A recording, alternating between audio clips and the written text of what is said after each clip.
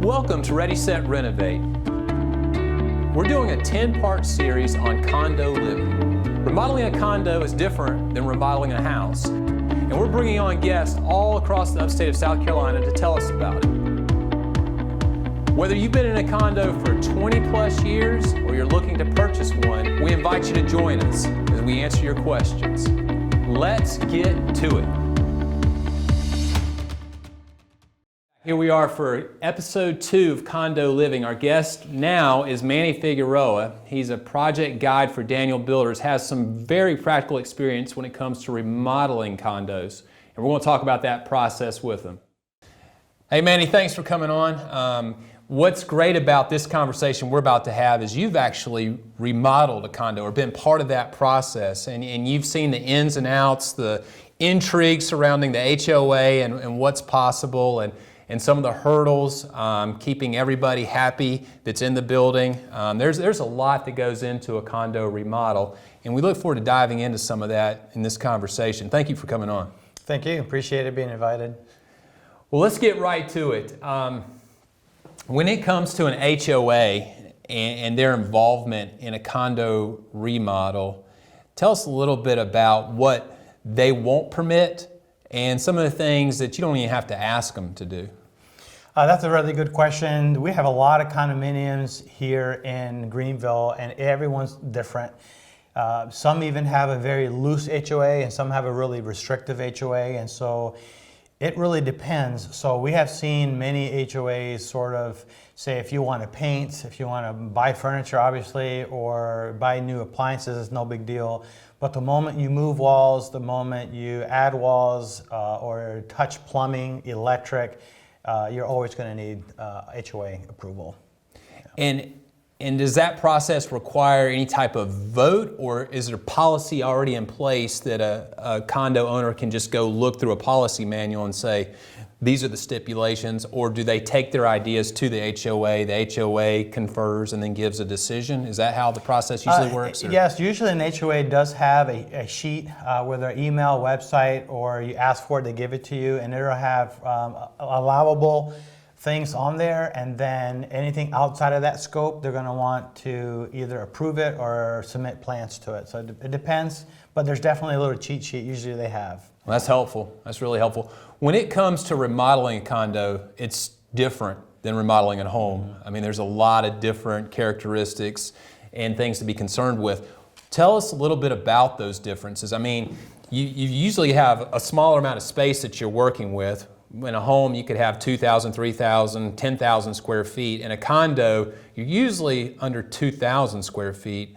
And what does that remodeling process look like?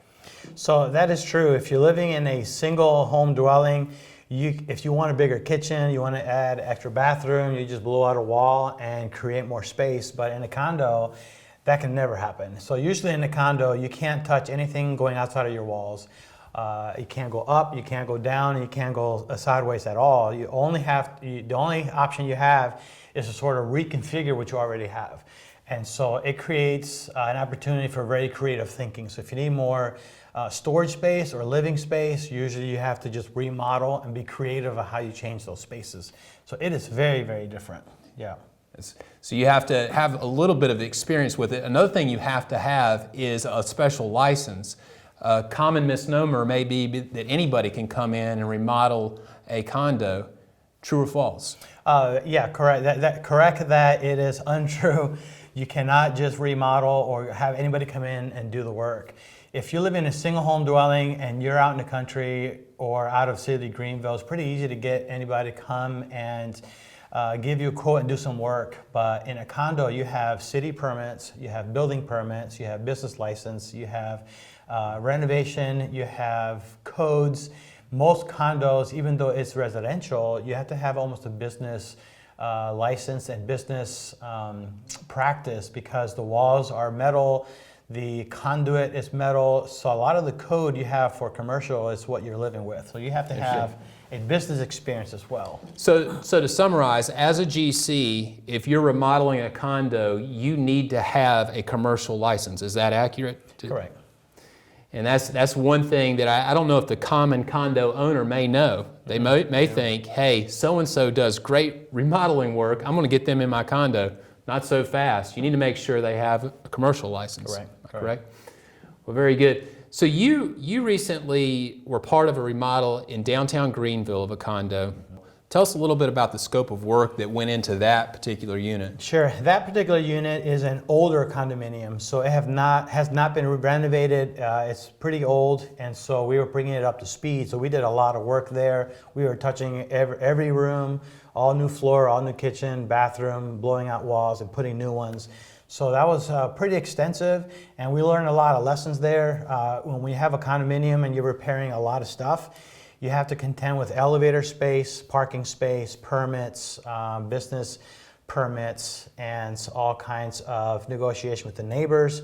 Now, when you say business permits, elaborate on that a little bit. You have to get special permitting from the city of Greenville. Correct. Business permits. Correct. We have permits to be able to build. You have to have permits for trash. Removal. You also have to have a license to move the sprinkler system. So a condo has sprinkler system in there, and you can't just move those. You got to have a business license to do that, and have a license fire extinguisher company to come out and actually do that kind of work. So that was pretty. So you're checking a lot more boxes than a normal home remodel. Is that right? Correct. We also have to have permission from the HOA to put padding on the elevator, to be able to use the hallway, and it was a 6-month-long process. So it was a very lengthy process, and we had to make sure. Just to get ready to do the actual remodeling work. Well, to finish the whole remodeling. Well, yeah, 6 months to get ready. Yeah, that's probably to accurate. check all the boxes, and then the actual remodel took another additional 6 months. Correct. And obviously we're in everybody else's space for 6 months. So we're having to placate everyone in the building because we're borrowing the hallway, we're borrowing the elevator, we're moving a lot of stuff, and we have one elevator to use, and so it got complicated. Yeah. Talk about that for a moment with the other residents. Now, when you're in somebody's condo, you're also very close to all the other residents in the building, and you're passing them coming in and out of the building, and you're having to move equipment up, and you're having to keep the area clean. Can you give us a little bit of what goes into all of that to ensure that the other residents aren't being unduly bothered by your presence? That is true. And so we tell our customers, our clients, to go ahead and send an informal notification to all their neighbors to let them know, hey, in a couple of months we're going to be doing this much work for this amount of time. And then when we go in, so it's on the owner to notify everybody else their neighbors. And we highly advise that because we're trying to please everyone because there's going to be noise. We're borrowing space. We're in their hallway, and then we do a lot of prep work. We're going to prep the hallways, the elevator. We got to talk to the HOA, negotiate how much prep work they want done, and then. Even during the construction process, if we know we're going to be making loud noise, like entrenching concrete or cutting some wall, and it's going to be loud noise, we ask the homeowners to send another notification to their neighbors that on this certain day, you're going to hear some loud noise. Don't be alarmed, it's normal. And then even during the process, we're cleaning every day the public spaces. And in consequence, we get to know a lot of the neighbors, and they do appreciate. One of the most complimentary things that we get from neighbors is thank you for being clean, thank you for being quiet.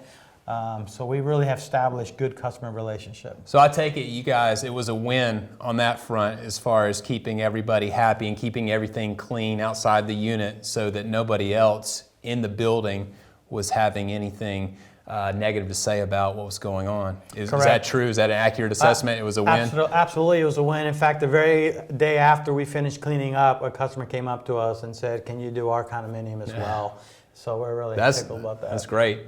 Yeah, some of the best business referrals come from doing just great work, and that's the case in this instance. Well, when it comes to doing the actual remodel, is it best for the owner to be out of the condo, for the condo to be vacant, or are you able to work around someone who's living there while you're remodeling it? Well, we've done both, and to be honest, it is easier and better and faster if the homeowner was not there so we can go quickly. So that's just an advantage. But if the customer is there, we can definitely work around that. So we've done it where we've done kitchen and bathroom while the customer's there. It takes a little bit longer because we're cleaning more, prepping more, closing off doors and walls with plastic. So if you want to get it done quickly, if you can vacate the premise, that's probably the best case scenario. Is that right? Correct. Yeah. Okay. We can work longer, faster. Yep. Now, through the course of this remodel, the one that we're referencing, you said there was a learning curve on some things, and one thing you realized was condos can be susceptible to water issues. Can you go into that a little bit about some of the possible water issues that not every condo owner may know about, but may just be lurking right behind their walls? Correct. So when you buy into a condo, you are owning the inside of the condo, but you don't own the building, and the building is held or liable to the HOA and how they maintain and upkeep that. And sometimes there are issues in a building unknown to the customer. And so oftentimes when we go to HOA, they let us know things that are a weakness of the building and that we have to deal with. For example, you may have a condo that has a very problematic laundry room or mud room or a bathroom system, or maybe venting may be an issue or plumbing is an issue, and we go in there and ask the homeowner, do you want us to go ahead and fix that particular issue of this condo for your unit? And usually they say yes, and we work on that. So we've definitely learned that different condo have different quirks that we may need to learn of or correct or fix. When it comes to characteristics of a condo, a lot of condos have a balcony that you can go out on and overlook the city or the landscape. Are we able to, or are you able to at Daniel Builders to create a scope of work that would actually impact the balcony, how the balcony looks, the size of the balcony? What are things we can do with a balcony when it comes to a condo's balcony? So with a condominium, as I said, you can't touch the outside walls of a condominium, and same thing with a porch. You can't really modify the structure, but we do work on there. So basically what we do a lot is modify the railing or modify the flooring system or put siding on it so that it's more beautiful. A lot of these condos have a very plain concrete slab for their balcony, and we can come in and we can put some kind of finish on the balcony. Very nice. So it's basically a facelift for the balcony that you give. That's great. And I asked Nick this question. I want to bring it up with you. One of the issues with condo living is the issue of sound. You know, you have people all around you, and you have a lot of city noise maybe outside if you're in the city. What are some measures you can take to better soundproof your condo? Is that something you can do on the remodeling front, or is it just something you got to get used to? Well, it's definitely an issue, but maybe not as big as one might think. So the condos we worked at, there are concrete firewalls between every floor or every unit. And when we have done work, neighbors have said they didn't hear any noise at all. So we were kind of amazed how much insulation there is.